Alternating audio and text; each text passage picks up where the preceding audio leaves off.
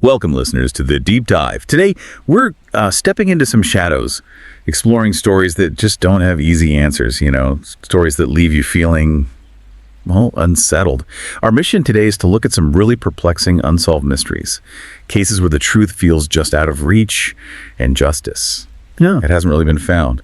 We'll lay out the facts, the really strange details, and the questions that still hang over these cases. Yeah, and what's often so fascinating, or maybe disturbing, is how evidence that seems clear can just lead nowhere, or how one bizarre little detail can make everything feel so much more complex, so much more unnerving. We'll definitely be digging into what makes each of these so unsettling. Okay, let's start with Myteresa Richardson, a really tragic case.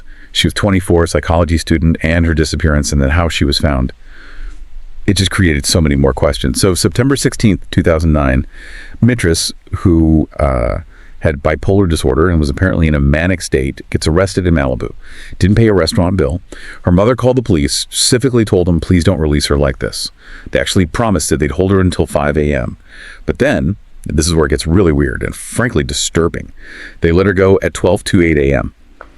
Middle of the night, no phone, no ID, no money. Her car, impounded 11 miles away. So she's just stranded, alone, and not in a good state of mind. It just sounds like a disaster waiting to happen. It really does. That initial decision right there, it's a huge red flag. Why disregard the mother's plea? Why release someone so vulnerable with absolutely no resources into the darkness? It's a critical failure from the start. Yeah, it sets a terrible tone. Exactly. It immediately calls into question the judgment and protocols being used. So just 6 hours later, she's seen way up in the Santa Monica Mountains. That's like a 2-hour hike uphill. From the station, she's apparently resting in someone's backyard. Later, someone reported hearing screams from a vacant house nearby. It's not clear if the police ever really looked into that. And then, poof, she vanished. 11 months go by. Imagine being her family. It's just agonizing uncertainty. Then, August 2010, she's found. Her remains, half mummified, half skeletal, in a creek in Dark Canyon. And get this, her head was missing. Her clothes had been removed. Her skull was found later nearby, just placed there upside down. Okay, now the authorities' actions. The LASD, Los Angeles Sheriff's Department, they start looking really suspicious. The first deputy on scene, he spends 90 minutes alone there before calling the coroner. 90 minutes. Then the coroner's helicopter gets delayed. Repeatedly, police end up alone at the scene for over 6 hours. And later they lied about why, claiming no other choppers were available. I mean, preserving a crime scene, what does this tell you? It tells you the scene was compromised, seriously compromised.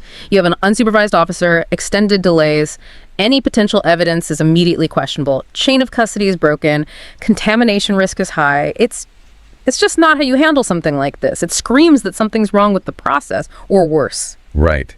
And then, even though they were told not to touch the body, the officers apparently sloppily gathered her remains, airlifted her out, and even left bones behind. Sheriff Lee Baca. He quickly declares it an accident, just like that. But nobody bought it. How do you explain the state she was in? The missing head, the LASD tried to say her head was attached, but it just came off when the first officer dragged her out by the skull. But here's the kicker. A park ranger found her first, and he took a picture before the police got there, and the picture clearly shows her already headless. So the police were caught in a blatant lie. Again, just like the helicopter story. I mean, how often do you see that? An official story just completely contradicted by photo evidence. It's incredibly rare and deeply concerning. When you have independent, objective proof, like a photograph that directly refutes the official account, well, it destroys credibility. It really suggests more than just incompetence. It points strongly towards a deliberate attempt to mislead, maybe even a cover-up. Public trust just evaporates at that point. Totally. And the missing clothes. The sheriff's department said, oh, animals did it. But experts were like, wait a minute. Animals would have had to unbuckle a belt, untie shoelaces, take off 2 t-shirts, socks, all without really damaging the body. It just sounded ridiculous. Highly improbable, yes. They even threw out a theory about a rattlesnake bite, which, okay, may be possible, but statistically, very unlikely in California. And the mummification, another weird detail. Experts said that kind of preservation usually happens in a very dry place, like an attic or a basement. Not submerged in a creek. Exactly. It doesn't fit where she was found. So Myteresa's family, understandably, they demand the security tapes from the station that night. The LASD first claims, oh, those cameras are just for monitoring. They don't record. Another lie. Turns out, surveillance video was found, hidden in a captain's desk after he denied it existed. And when they finally released it, heavily edited, and a deputy who swore he wasn't there, plain as day on the video. They never released his name, and he got transferred before the family even saw the tape. It really feels like the LASD didn't just fail to find her, but actively sabotaged the investigation into her death. Was it incompetence? Or something much darker, a cover-up? We still don't know. Justice for Myteresa. Never served. Okay, let's shift gears. Our next case. Brutal, senseless. March 10th, 1997, Cozad, Nebraska. Lea Rowlands, 41 years old, gas station manager, single mom, working alone. Around 10:30 a.m., this red Pontiac Grand Am pulls up. Yeah. The driver, barefoot. It's just odd, right? Very odd. An unusual detail from the start. He fills his tank, goes inside. Lee is busy with another customer, so he just waits. Goes to the back, grabs a soda, drinks half of it, and then he walks up and stares, brazenly, right into the CCTV camera. It's all on video. What's your take on that? Staring into the camera like that? It's really counterintuitive for a robbery. Usually perpetrators try to hide their face, right? This suggests, I don't know, extreme confidence, maybe arrogance, or even a deliberate act, like he wanted to be seen or didn't care. It's definitely not typical robber behavior. Yeah, it feels off. So the other customer leaves. He walks up to Lee at the register, pulls a gun, demands the cash. Lee gives him the money, about $150. She's cooperating completely. He tells her to lie on the floor. She does. And then, this is just chilling, he waits a couple of minutes, then leans over the counter and just shoots her 3 times. One shot to the back of the head for $150. Then he just leaves in his car, taking his half-drunk soda with him. Investigators thought, okay, we've got a lot here. Clear CCTV footage of his face, his car's license plate on camera, even if a bit grainy, fingerprints all over the gas pump, ballistics from the gun. A wealth of evidence, seemingly. They even aired the footage on America's Most Wanted. Surely someone would recognize him. This seemed like it would be solved quickly, but nothing. The killer was never found. No useful tips from the TV show. His fingerprints, not in any database. Ballistics, no match. Even identifying the car was tough because the outdoor cameras were grainy. It took time and led nowhere. The case just went cold. From a profiling angle, what's so baffling about getting 0 hits with all that? It's incredibly frustrating and perplexing. No fingerprint match, no ballistics match. It suggests a couple of possibilities. Either this guy was incredibly lucky and had 0 prior criminal record, despite his apparent confidence. Right. Or, maybe more disturbingly, this was his first major violent crime, or he operates completely outside any known criminal circles. Maybe he committed this one horrific act and then just stopped or moved far away. It leaves investigators with almost nothing to connect him to. So 2 main theories float around. One, it was just a random robbery gone wrong. He targeted the store, killed Lea to silence the only witness besides the camera. His calm demeanor maybe suggests he'd done this before or would again. Theory 2, a planned hit. I mean, killing someone for $150, it seems disproportionate. Maybe the robbery was just a cover. Lea had recently gone through a really messy divorce. Her ex lost a lot of money and custody of their 2 sons. She'd even left a note for her sons saying their dad was cruel and violent and she feared for their safety. That adds a layer. Yeah, so some people wonder, did the ex-husband hire someone? Maybe some down-on-his-luck guy, given the killer's appearance? But Lea's ex-husband died back in 2015, and he was never officially named a suspect, so it's just disturbing. This guy could still be out there for over 2 decades now. Maybe he did it again. The case is technically active, but honestly, it seems unlikely it'll ever be solved now. All right, our next story. Carmel City, Florida, January 27, 1974. Little Matthew Allen Allred, just 2 years old, disappears from his own backyard. He was playing on a swing set. His older siblings were out front climbing a tree. This was around 5:15 p.m. 5:30 p.m., kids get called inside. Matthew's not there, gone, vanished in that 15-minute window. His parents, Vernon and Virginia, frantic. Matthew was apparently a super friendly kid, would hug strangers, and he always wore these little brown suede cowboy boots. His dad actually tracked down an ice cream truck that had driven by, thinking maybe Matthew followed the music. The driver did remember seeing the little boy who looked like Matthew, but turned him away because he didn't have money. A huge search started. Over 800 people, the FBI got involved. They searched everywhere, canals, ponds, nothing. No sign of foul play. The case just went cold. For a tight-knit community, huge search.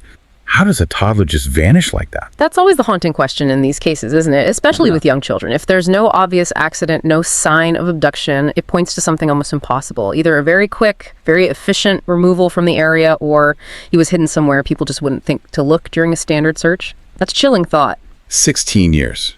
No clues. Then in 1990, the neighbor, Ronaldo Pays, who was also a family friend, he passes away. 2 years later, 1992, Pays' daughter is getting the house ready to sell. She hires a 19-year-old, Timothy Scanlon, to clean out the septic tank in the backyard. December 31st, New Year's Eve. Scanlon cracks the concrete seal, pulls off the lid of this underground tank, and sees something in the muck. At first, he thinks it's maybe a coconut. He keeps comping, but then the hose gets clogged. He pulls it out, and stuck inside are small bones, jaw bones, ribs, leg bones. That coconut, it was a human skull. Oh, God. Yeah. Yeah. Further checks, items recovered, including a tiny pair of cowboy boots, confirmed the absolute horror. It was Matthew, missing for 18 years, found just a few houses down from his own home, and that sealed septic tank, concrete lid and It everything. couldn't have just fallen in, right? Absolutely not. Impossible. The seal, the lid, it means someone deliberately put him there after he was already dead. It turns that septic tank into a hidden grave. It shifts everything from a missing person case to a homicide, a very close to home homicide. His parents, Vernon and Virginia, they just couldn't process it. Found on their close friend's property, Ronaldo and Mary Pays. They described the Pays as lovely people, like family. They'd consoled the Allreds after Matthew disappeared, treated Matthews like their own grandson. It seems unbelievable they could be involved. So, officially, the case is still unsolved. But all the signs point to Ronaldo Pays. What we don't know is, was it an accident? Did Matthew die somehow and Ronaldo panicked and hid the body? Or was it intentional? Did Mary Pays know her little neighbor was in their septic tank all those years? And we'll likely never know. No. Neither were alive to answer. They later bronzed Matthew's little cowboy boots. Just this heartbreaking reminder of a life cut way too short for reasons we'll probably never understand. Okay, our last case for today. Sigrid Bargan. She was 87, living alone in Chicago in 1981. Nearly blind, mostly deaf. A vulnerable target, sadly. Starts in April 81. Sigrid calls 911, says there are intruders in her house. Police get there, find no one. But Sigrid tells them she woke up, saw figures. One covered her with a sheet, hit her, put her in a closet while they searched. She waited till she couldn't hear them, then ran to a neighbor's to call 911, saying her own phone was weird. She couldn't hear anything. They couldn't hear her, and she had a black eye. The sheets at her place, bloody, and the phone. The part you speak into, the transmitter, was ripped out. What's striking about how the police initially reacted, even with this evidence, The immediate skepticism is what's striking. You have physical injury, a black eye, bloody sheets, a clearly tampered with phone, yet the initial response seems to have been disbelief. It highlights a real issue sometimes in how vulnerable victims, especially the elderly or those with disabilities, are treated. Their accounts can be dismissed as confusion, even when there's physical evidence supporting them. It's a blind spot. yeah. And throughout April and May, she kept calling the police from her neighbors. More break-ins. Each time, police find her alone, and the voice transmitter ripped out of her phone again. They even gave her a new phone, glued the receiver screw shut. A week later, that was pulled out too. So police start doing routine drive-bys. Neighbors trim hedges for better visibility. A social worker suggests maybe she should move, but Sigrid refused. It was her home, but it wasn't enough. June 16th, she gets ambushed outside her house, coming back from the bank. Attackers demanded money. She refused, managed to escape to her neighbors again. She was terrified, breaking down, saying, "They're going to get me. I know they are." And she was right. June 26th, neighbors can't reach her. They call the police. Police find Sigrid dead, lying face down on her bed, her hands tied behind her back with a scarf. The coroner's finding, heart attack. No signs of forced entry. But wait, heart attack with her hands tied behind her back. How does that work? It doesn't. That detail, hands tied, fundamentally contradicts a finding of heart attack as the sole cause of death. It screams foul play or at the very least death under duress. For that detail to be seemingly ignored or downplayed in the official finding is, well, it's alarming. It suggests either a major oversight or a deliberate choice to close the book quickly. And that's exactly what happened. Ow. Just 4 days later, June 30th, police closed the case. Natural causes. Yeah. No further investigation needed.